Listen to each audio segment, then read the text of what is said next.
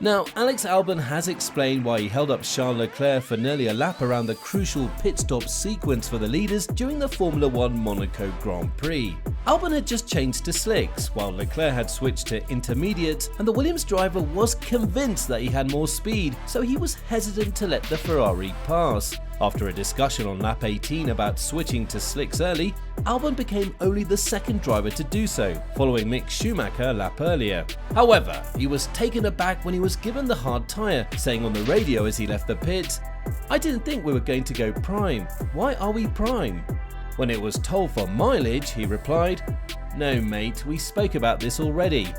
Leclerc had stopped for intermediates at the same time, and after exiting the pits, he closed in on Albon before entering Casino Square. However, the Williams driver did not move out of the way to allow himself to be lapped, prompting the Ferrari driver to yell over the radio later in the lap. Leclerc eventually passed Albon when he locked up and went straight on at Saint-Devote after leading for nearly a lap. Albon claimed he'd been distracted by a radio call requesting that he respect the blue flags.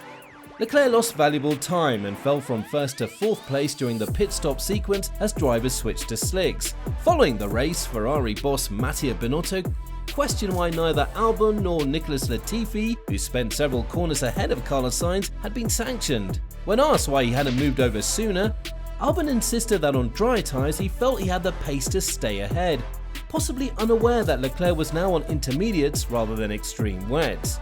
It's tricky because basically we went out on slicks and we had a massive pace advantage, but it would take 3 corners to let him pass, and then I would have been straight away quick enough to re-overtake him again.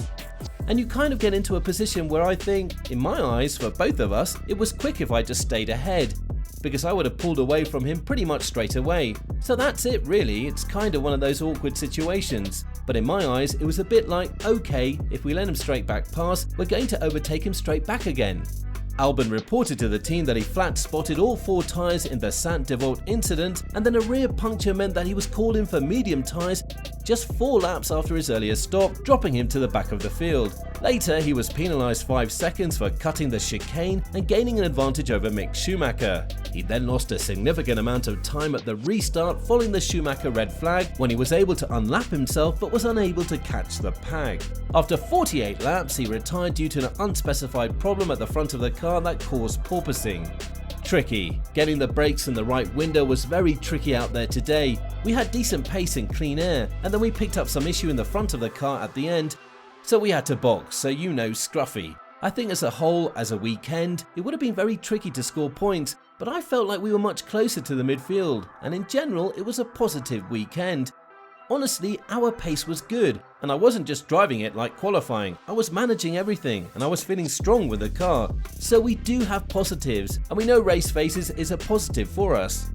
I mean, as bleak as today was, or the result was, I think it's been a step forward for us.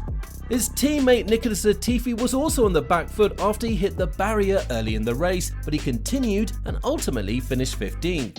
That was something strange. I have to understand what happened, because for me, I did nothing wrong there. I mean, I was braking and then the car started accelerating again as I was turning. It's almost like the throttle pedal didn't get stuck, but the throttle pedal came back on and it just started pushing into the barrier, so that was very, very strange. Without that, I don't know exactly what would have happened. Obviously, we were detached from the back already from the beginning. I had some good pace on the inner tyre to catch back up, even running through the runoff in turn 1 once. Then it was tricky that last stint on the option tyre. The balance I knew from the last one was not where it needed to be, and I was going to struggle with the graining. I was just kind of surviving until the end. I managed to pick up 2 places from guys we were actually racing against, so there were some positives there.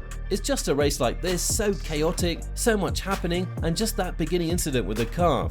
For whatever reason, pushing, it's just really frustrating, because again, we would have been more in sequence with everyone, and then you don't know what could have happened then.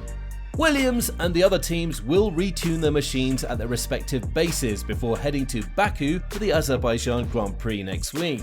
Despite their quick bonding in Formula 1 this year, the team admits it took a few races to fully understand the differences between Alex Albon and predecessor George Russell. After 3 years with Russell, who left for Mercedes this season, Williams hired former Red Bull driver Albon as Latifi's teammate. The Thai driver made an immediate impression, pulling off a masterful race in Australia on the hard tyre until the final lap to earn his and his team's first points of the season. While Albon and Russell are both endearing characters, Williams claims that there are some noticeable differences in how they work with the team and what they want from a car. Head of Vehicle Performance Dave Robson said, "They're a bit different personality and driving style. I think it probably took us a bit of time over winter testing, in fact probably not even winter testing but several races, to understand a bit more about that driving style. Alex is quick and his whole attitude and demeanour are very good. I'm very pleased."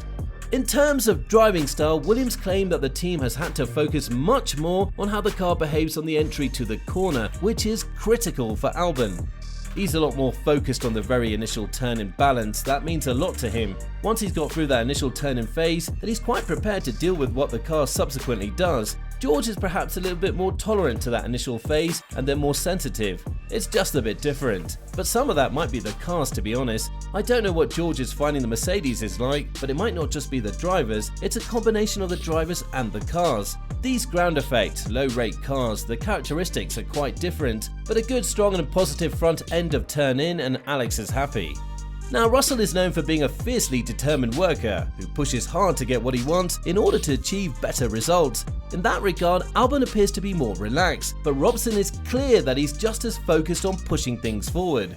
It's just different. Alex is absolutely determined and he wants everything, but he does have a different way of expressing it to George, but it's all good.